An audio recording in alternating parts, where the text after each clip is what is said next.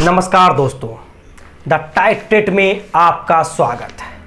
आज हम बात करते हैं छत्तीसगढ़ का रुझान फाइनल एग्जिट पोल आ चुका है।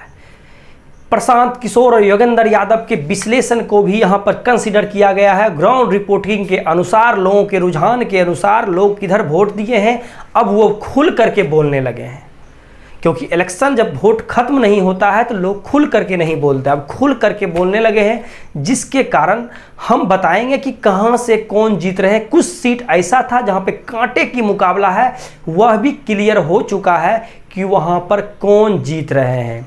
पिछले बार यहां पर बीजेपी का कब्जा था, क्या इस बार भी रह पाई है? तो हम बारी बारी से बताएंगे कि कौन सा सीट पर कौन जीत रहे हैं। सबसे पहले हम बात करते हैं सरगुजा की। सरगुजा का जो सिचुएशन निकल कर आया था कि चिंतामणि महाराज जीत रहे थे, अब वह जो सिचुएशन और जो लोगों ने अपने मत का प्रयोग किया, शशि सिंह चुनाव जीत रहे हैं।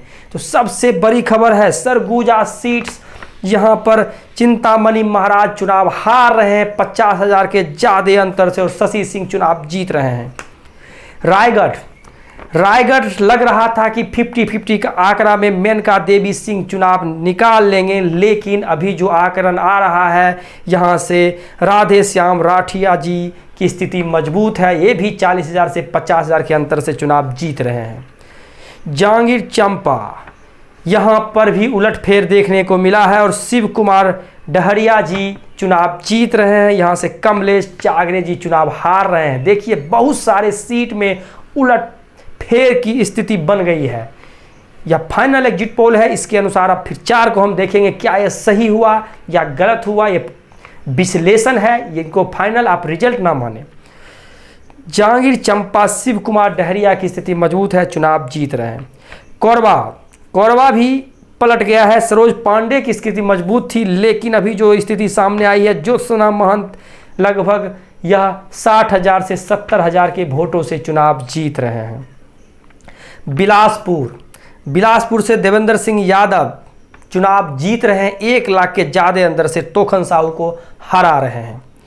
राजनांदगांव की बात करें तो भूपेश बघेल तरफा मुकाबले में 2 लाख के ज़्यादा अंतर से संतोष पांडे को चुनाव हरा रहे हैं।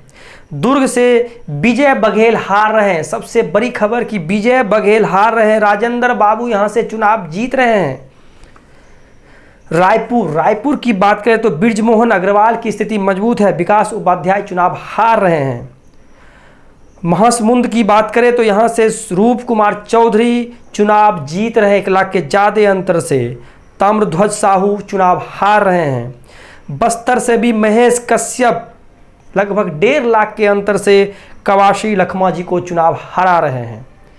कांगेर की बात करें तो यहां से भोजराज नाग चुनाव हार रहे हैं, बीरेश ठाकुर चुनाव जीत रहे हैं। सबसे बड़ी खबर आ रही है कांगेर से भी, यहां से भी बीरेश ठाकुर चुनाव जीत रहे हैं, इंडिया गठबंधन चुनाव जीत रहे हैं। तो इस तरह से पहले जो विश्लेषण था उसमें लग रहा था एनडीए लगभग 6 सीट और कांग्रेस सिर्फ 5 सीट पर जीतेगी। अब जो सिचुएशन सामने आया, लोग जब खुल करके बोलने लगे तो स्थिति साफ हो गई, जहां कांटे की मुकाबला है वह भी स्थिति साफ हो गई और इंडिया गठबंधन 7 सीट पर चुनाव जीत रही है, वहीं एनडीए सिर्फ 4 सीट पर चुनाव जीत रही है, जो पिछले बार सुपरा साफ कर दिए थे कांग्रेस का।